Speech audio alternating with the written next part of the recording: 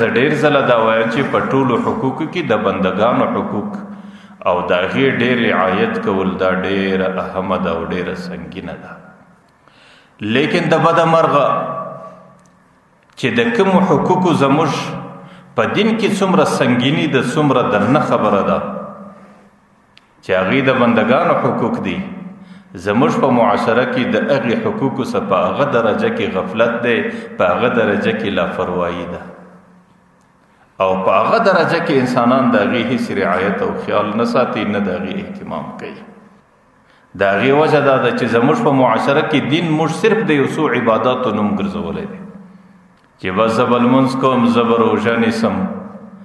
زه به زکات ورکوم، زه به حج کوم، زه به صدقات و خیراتونه بیشم، نو زه دینداره یم، بس ما د دین ټول احکام پر ځای کړو.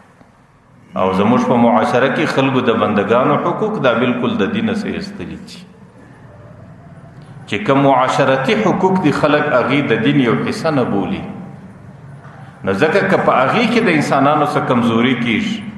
په هغې کې د انسانانو څخه کوتاهي کیږي،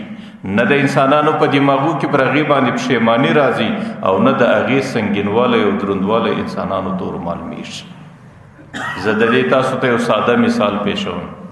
یو سړی دی زموږ په معاشره کې هغې په زنا باندې اخته دی، یو سړی دی زموږ په معاشره کې هغې شرابخور دی، د شرابو په نشه کې غرق او مستغرقه زندگی تیروي. اوس د عامې معاشرې خلک چې هغه سړي ته ګوري هغه سړی ګناهګاره بولي، د هغې د دې ګناه څخه نفرت کوي او هغه سړی د دینه څخه لرې انسان بولي. او هغه سړی چې په دې عمل باندې اخته دی د هغې په دماغ کې هم ډېر ځله چونکې صاحب ایمان دی، مسلمان دی، هغې په دماغ کې هم ډېر ځله پر دې باندې پښیماني او ډېر ځله پر دې خپل عمل باندې خجالت او شرمندګي او د هغې سره دا احساس چې د دې ګناه څخه به څنګه ځان خلاص کړم. لیکن د دې په مقابل کې په دغه معاشره کې یو بل سړی دی، هغې ظاهرا دینداره دی لیکن هغې ورځ په غیبت کې تیروي، هغې ورځ د مسلمانانو سره په شروع په جنګو کې تیروي، هغې ورځ د مسلمانانو په دلازاري کې تیروي، مسلمانانو ته تکلیف او دلازاري ورکوي. نه د عامې معاشرې په دماغ کې دا راځي چې دا سړی بې دینه دی او د دینه لرې دی، او نه د دې سړي په دماغ کې په خپله پر دې عمل باندې څه پښیماني راځي او نه د مغفرت او د توبې طلب د په دماغ کې راګرځي.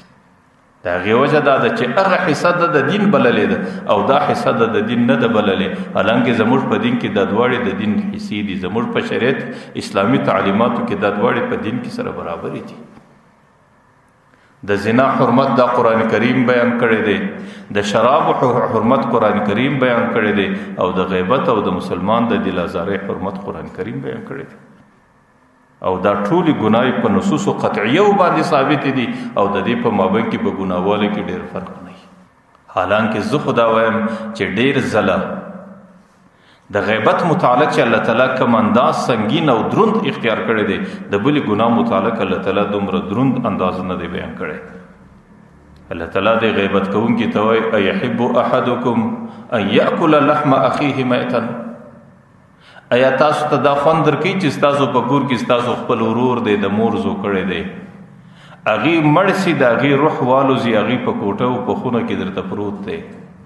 او ته پر هغې باندې چاړه راواخې د هغې د بدن غوښې پرې کوي او دا غوښې په خوله چیخي او خوري.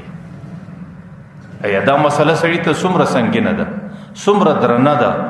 او بالکل سړی تصور نشي کولی. یار د ځانه آدمخور جوړول چې د انسان غوښې خوړل، بیا هغه انسان هم پردی انسان نه دی، ستا خپل ورور دی، بیا په دې ورور کې ژوندی هم نه دی، د هغې څه ساه رخصت شوې ده او هغې وفات دی، د هغې څه وروسته ته د هغې غوښې خورې. لکه دغه مسله چې سړي ته په دماغ کې څومره سنګینه او درنه ورځي، الله تعالی وایي فکرهتموه، د مسلمان غیبت هم دغومره بد وبولئ، دا هم دغومره سنګینه ده، دغومره درنه خبره ده. لیکن ما درته ویل چې مسله په دې ځای کې درنه ده چې زموږ او ستاسو د دین سره در ډېره حده پورې ناولتیا ده چې کوم حقوق د الله تعالی دي د هغې کوتاهي موږ د دین کوتاهي بولو، او چې کوم حقوق د بندگانو دي که په هغې کې کوتاهي راسوسي هغې موږ د دین کوتاهي نه بولو. حالانکه د هغې حقوقو څخه زموږ په دین کې درنه خبره په دې اعمالو کې کوتاهي کول دي.